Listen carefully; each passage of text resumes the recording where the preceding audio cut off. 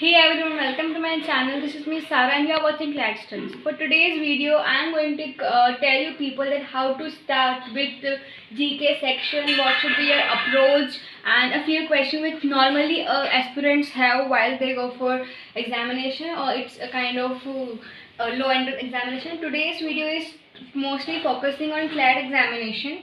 So now first question start with when to start.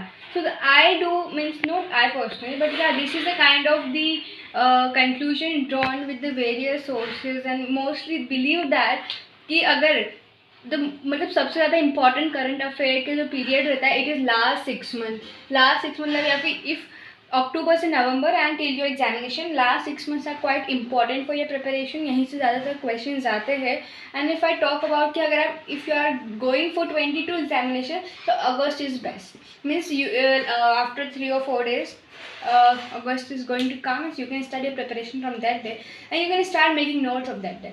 बाकी last 6 months are quite very important. Why so? देखिए, you may heard many times that कि 3 महीने में किसने CLAT निकल रहा है, 2 महीने में क्लैट निकल रहा है. So how is it possible कि 2 महीने में क्लैट निकल रहा है? बाकी 4 सब्जेक्ट तो इंसान ने पढ़ लिए, बाकी एक साल का करंट अफेयर कैसे पढ़ लिया उसने? वो करंट अफेयर इसलिए पॉसिबल हो पाता है क्योंकि जो क्लैट रहता है या फिर आईलेट भी मैं बोलूँ, they mainly focus on last 6 months for their question related to current affair. So हमने देख लिया कि भाई लास्ट के 6 मंथ इंपॉर्टेंट होते हैं, और फिर भी if you wanted to start early birds are always the winner. So if you are going to start as early as possible, start from August, it is the best. अब ना बात आती है कि फ्रॉम वेयर टू स्टडी.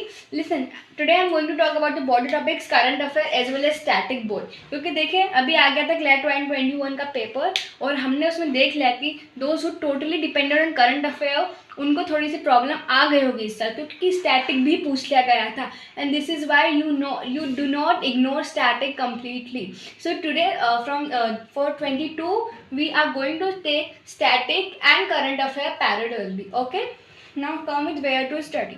तो कहाँ से पढ़ना है? हिंदू और इंडियन एक्सप्रेस. सभी ये बोलते हैं तो हिंदू पढ़ा, इंडियन एक्सप्रेस पढ़ो. ये हम कहाँ की बात कर रहे हैं? करंट अफेयर की बात कर रहे हैं. अब करंट अफेयर सारे हिंदू और इंडियन एक्सप्रेस में से पढ़ तो लेंगे हम, लेकिन अब एक और क्वेश्चन बनता है कि भाई करंट यहाँ से पढ़े, स्टैटिक कहीं और से पढ़े, तो यहीं से करंट अफेयर वैसे भी स्टैटिक बन जाता है. अब ये कैसे बनता है? क्वेश्चन आ जाता है. फॉर एग्जांपल आपके पास एक आ गया editorial is all about environmental changes और क्लाइमेट के आ गया. ठीक है, एडिटोरियल आपके पेपर के अंदर हिंदू के अंदर. अब उसमें लिखा हुआ है कि बहुत सारी स्पीशीज है, दे आर डिस्टिंक्ट कम्प्लीटली, और कोई सी इंडेंजर्ड है, कोई सी क्रिटिकल है, तो ये सारे आपको थोड़े बहुत मेंशन होंगे. तो वो उस पैराग्राफ को अगर एग्जामिनर ऐसे कैसे उठाता, कौन से पैराग्राफ को? इन्वायरमेंटल वाले को, तो उसमें से वो स्टैटिक क्या पूछ लेगा आपको ऑप्शन है which of the species are going to extinct completely, which is the vulnerable and which are of above the level. तो ऐसे स्टैटिक बन जाते हैं. फर्स्ट वर्ड पूछ लिया जाएगा, ये पर्टिकुलर बर्ड कौन से नेशनल पार्क में है, कौन सी वाइल्ड लाइफ सेंचुरी में है.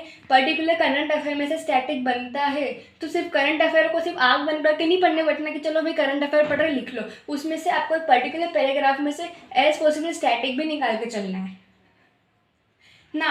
Now let's come with the topic. की पेपर में तो बहुत लंबा पेपर आता है, 20-18 पेज का.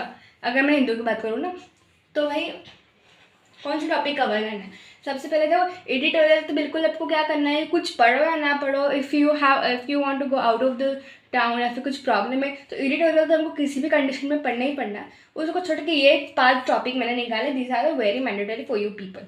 जैसे स्पोर्ट्स रिलेटेड न्यूज़ एक क्या कहते हैं, रोज़ मत पढ़ो, वीक में एक डे बना लो कि इस डे में मुझे स्पोर्ट्स से रिलेटेड पढ़ना है, क्योंकि मतलब स्पोर्ट्स की तो कनेक्टेड कैरी फॉरवर्ड हो जाती है. फिर वर्ल्ड इंटरनेशनल पढ़ना है, नेशनल पढ़ना है, पॉलिटी और इकोनॉमिक्स, ये 4 पेजेस पढ़ना है. अगर मैं हिंदू की बात करूँ तो पेज नंबर 1 पढ़िएगा आप डायरेक्टली. उसके बाद में एक नेशनल करके होता है वो पढ़ना, एक वर्ल्ड होता है वो पढ़ना, और एडिटोरियल पढ़ना, और स्पोर्ट्स का लास्ट पेज.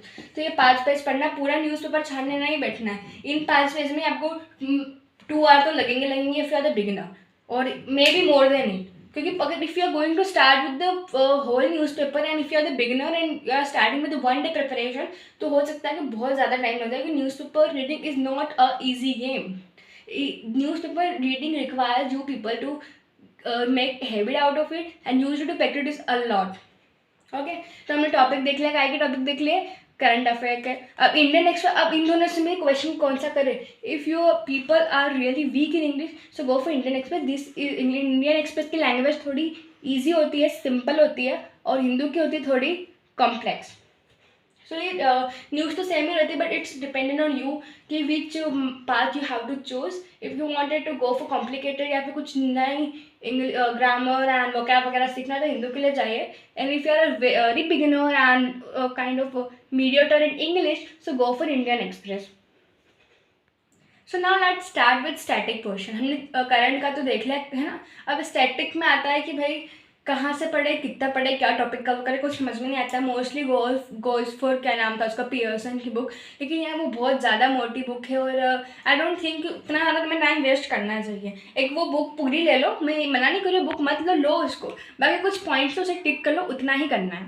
जैसे first in world and India, ये स्टैटिक के मैंने कुछ टॉपिक्स लिखे दिस आर मैंडेटरी, और मैंने ऐसे मन से नहीं लिखे। When ever I come with video I come with relevant sources and deep analysis. So now ये फर्स्ट इन वर्ल्ड इंडिया, इसके अंदर फर्स्ट में इंसान भी आ रहे हैं, दुनिया का पहला इंसान है ना, और जानवर भी आ रहे हैं, प्लांट भी आ रहे हैं, टेक्नोलॉजी भी आ रही है, समझ रहे हो। तो फर्स्ट जितने भी रिलेटेड होते हैं क्या बोल सकती हूँ मैं, काइंड ऑफ चेन, वो सारी करना है। हिस्टोरिक इवेंट्स करना है इंडिया के, art and culture of India, national parks, क्या नाम था इसका, भूल गए, रिजर्व एंड वाइल्ड लाइफ, इनको भी करना है। और दूसरी अब एक और बात आती है कि स्टैटिक देखो क्लैट में तो आते ही है, इस बार तो बिल्कुल क्लैट में आ गया, दिख गया, स्टैटिक में तो आऊँगा ही आऊँगा, मुझे इग्नोर तुम नहीं कर सकते।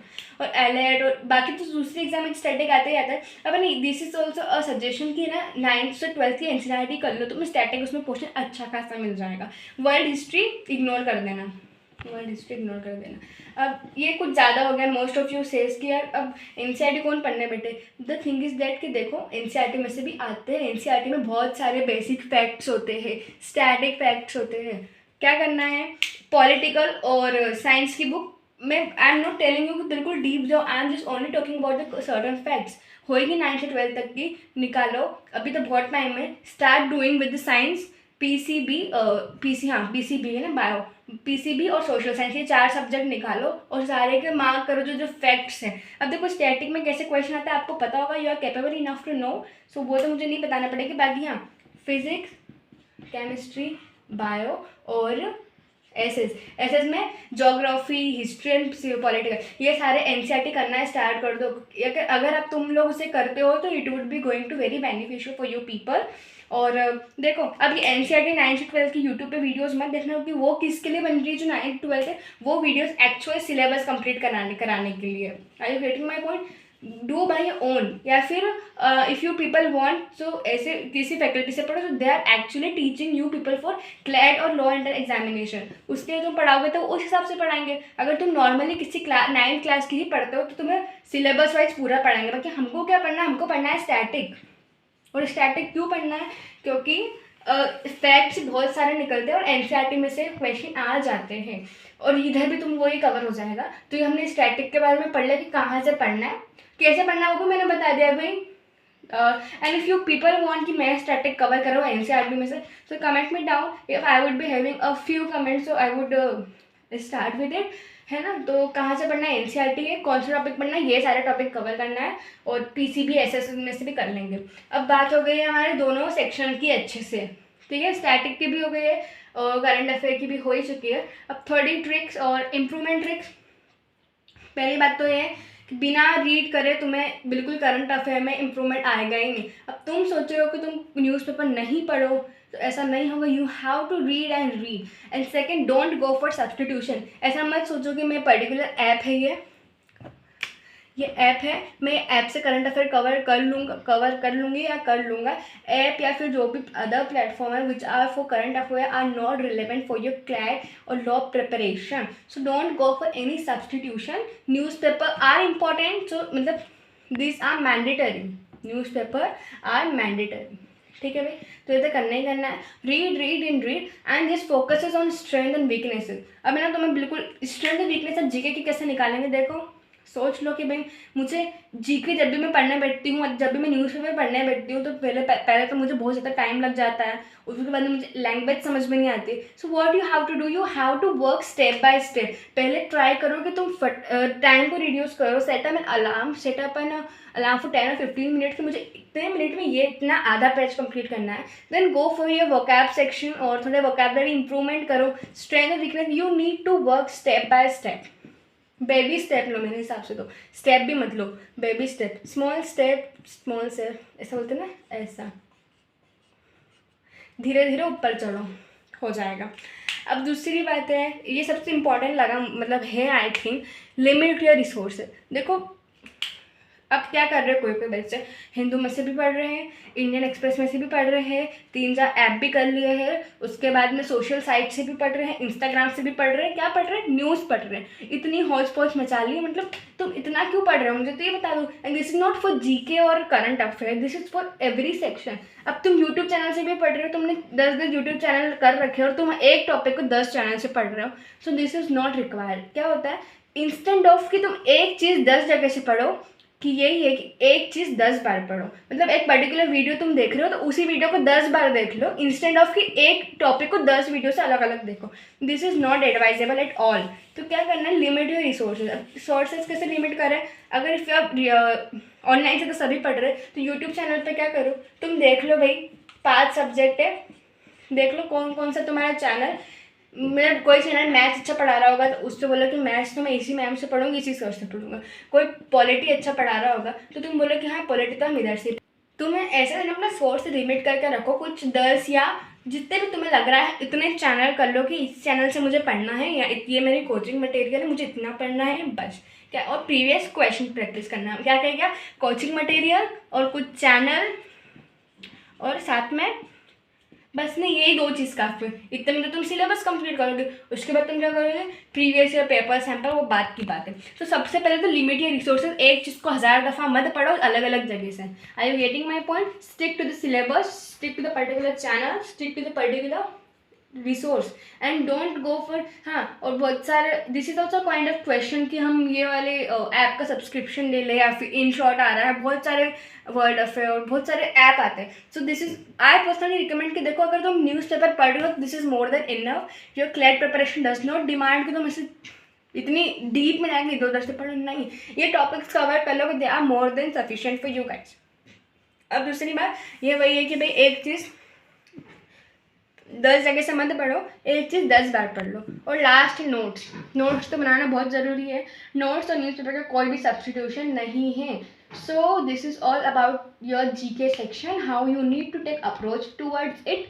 हमने देख लिया है, स्टैटिक भी पढ़ेंगे और करंट भी पढ़ेंगे, क्योंकि स्टैटिक भी आता है, करंट भी आता है, क्लैट के लिए अगर बात करूँ तो। और ये जो भी अभी मैंने आपको बताई है ऐसा path you can follow for any examination or for any law entrance examination। हमने देख लिया कब करें, लास्ट 6 मंथ अगस्त बेस्ट है, कहाँ से करें, 2 रिसोर्सेज दे दिए हैं, टॉपिक मैंने दे दिए दोनों के, और मैंने ये भी बता दिया कि तुम स्टैटिक कहाँ से करो, एनसीईआरटी में से करो या फिर पीएसआर के ये टॉपिक कर लो। Okay, and improvement tips, this is all about it. And if you have any doubt you can comment me down freely and I will be definitely answering to it. So have a nice day and subscribe to my channel. And if you did like my video, don't forget to hit the like button.